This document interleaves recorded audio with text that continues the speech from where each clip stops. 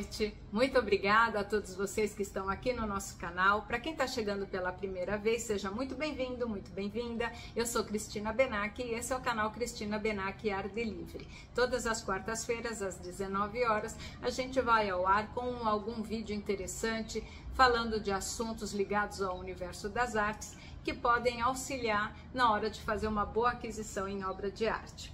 Hoje o assunto é bem interessante. Eu vou falar sobre 3 artistas que tiveram internados em clínicas psiquiátricas e que têm obras importantes, artistas famosos, outro que não é tão famoso assim, mas é uma artista que tem muita qualidade, uma história forte. E isso porque eu quero tocar um pouco no tema com relação à linguagem visual. Existem várias técnicas, né, e teorias que se usam para trabalhar com os artistas e ensinar em academias como trabalhar a linguagem visual, a linha, a forma, a cor, o claro, o escuro, a sombra. Mas tem artistas que são natos, autodidatas e que sem esse conhecimento técnico, teórico, conseguem trabalhar todas essas questões de uma forma espontânea e que tocam a gente demais, né?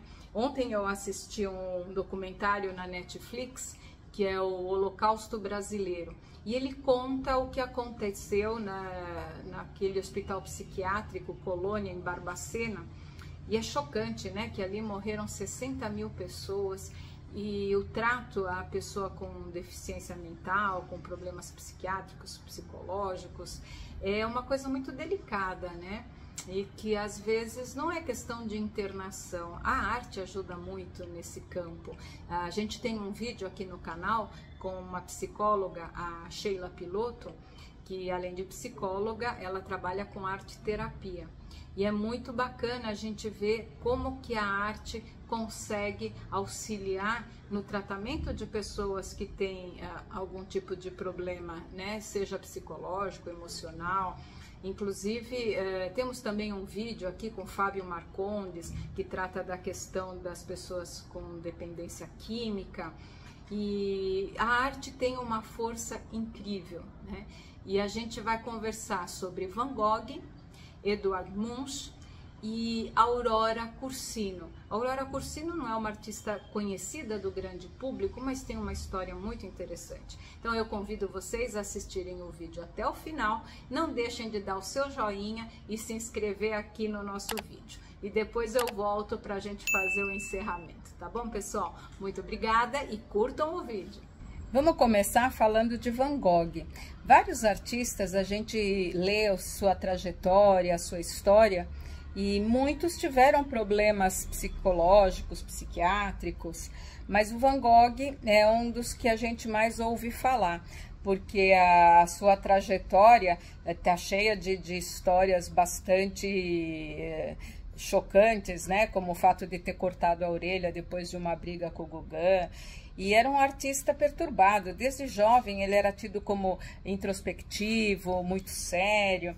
Certamente os seus problemas psiquiátricos já vêm de nascença, mas às vezes precisa de um gatilho para começar o processo de deterioração da própria personalidade, os conflitos. Ele, quando mudou para Londres, começou com a depressão. Teve um irmão que o ajudou bastante, inclusive financeiramente, quando ele começou a pintar. Em menos de uma década, ele produziu mais de 2.000 obras. Então veja que ele era um artista compulsivo e não era bem compreendido, né, o seu estilo, as suas cores, as suas linhas, as suas formas, né? É aquilo que a gente fala da linguagem visual, porque teoricamente uma linha reta representa austeridade, uma linha curva, emotividade, enfim, várias coisas, né, que se atribuem a linguagem visual, mas que artistas como Van Gogh expressam de uma forma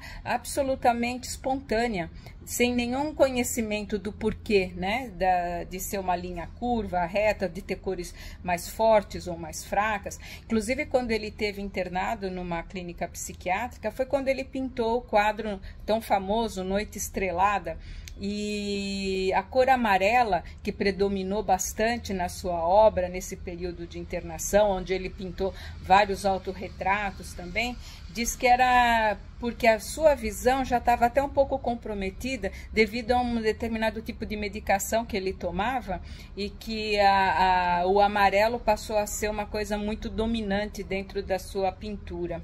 Então é um dos artistas que representa bem isso que a gente fala da identificação da arte com a alma, né? Com aquela coisa mais profunda que existe dentro de um ser humano. Então Van Gogh é um dos exemplos bem característicos da importância, né? Da relação da arte com o ser humano. Outro artista com problemas psiquiátricos e muito famoso é o Edvard Munch. Edvard Munch veio de uma família, nasceu na Noruega. Sua mãe morreu quando ele tinha 5 anos de idade, morreu de tuberculose. Depois morreu, quando ele era bem novinho, também morreu a irmã, também de tuberculose. O que mais tarde ele fez um quadro, que foi a sua primeira pintura, justamente retratando essa irmã doente na cama. E o pai dele também sofria de depressão, era um fanático religioso, muito rigoroso, muito violento. Depois ele teve uma irmã com esquizofrenia. Todo esse contexto da família, tudo isso fez com que ele fosse uma pessoa sempre muito medrosa, ansiosa, sempre preocupado que viesse a desenvolver as doenças, né, que tinha da família.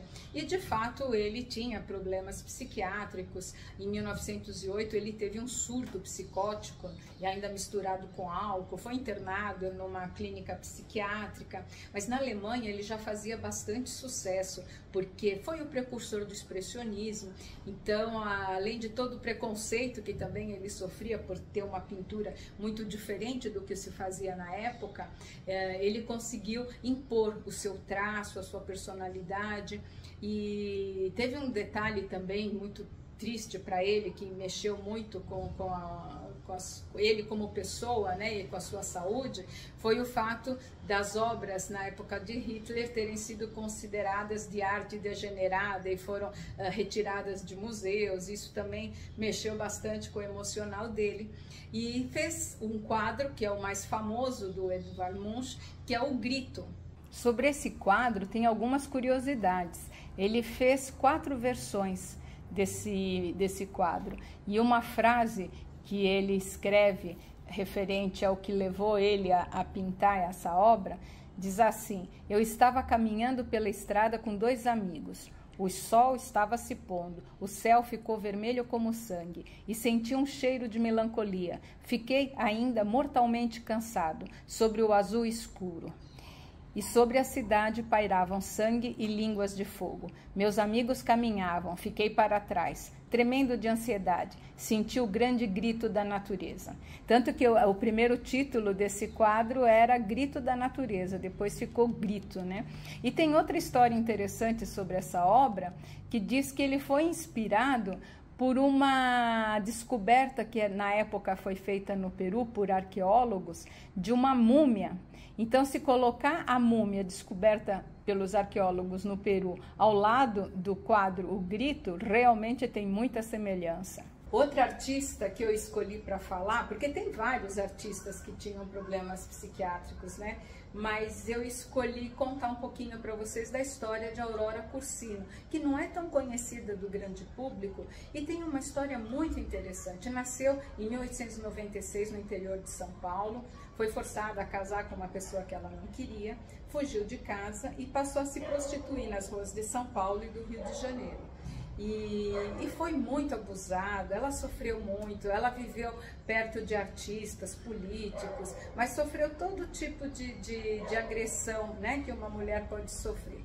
E quando ela foi internada, tida como louca, no Juqueri, aqui em São Paulo, ela começou a pintar, e toda a sua obra foi pintada no período que ela estava internada no Juqueri. Então vai desde a leveza sutil de Liberdade até cenas fortes, duras, né, da realidade de tudo aquilo que ela viveu.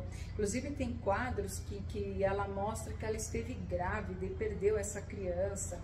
Então são cenas fortíssimas. E a gente entende, né, como a linguagem visual é importante para a gente conseguir se identificar com o quadro e entender todo o contexto, né, que aquela obra pode trazer para a gente. Então, se a gente pegar quadros de Aurora Cursino, vai ver linhas, formas, cores, coisas que trazem toda aquela revolta e ao mesmo tempo a força que essa mulher teve, né? Ela morreu com 63 anos, sem nunca mais ter saído do Juqueí. Ela ficou, acho que cerca de uns 15 anos internada nessa casa, nesse manicômio, né?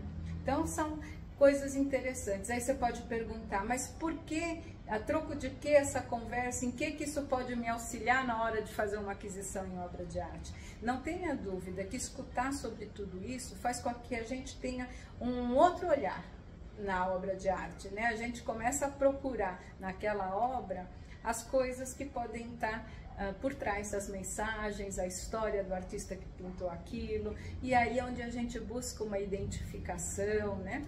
E é onde a gente agrega valor realmente na aquisição que a gente faz de uma obra de arte. Então eu vou encerrando por aqui, espero que vocês tenham gostado do vídeo. Se gostaram, deem o seu joinha, assistam também os outros vídeos do canal, se inscrevam aqui no nosso canal e convido vocês para participar amanhã, quinta-feira, dia 29, às 20 horas, aqui também no canal do YouTube, a nossa feira online, onde eu separo umas 15, 20 obras do nosso acervo e a gente faz um preço especial e você pode comprar ao vivo aqui comigo, tá bom? E visitem também o nosso acervo, temos o site cristinabenac.com.br, que também você pode fazer as suas aquisições por lá. Combinado, pessoal? Muito obrigada e até a próxima. Tchau, tchau!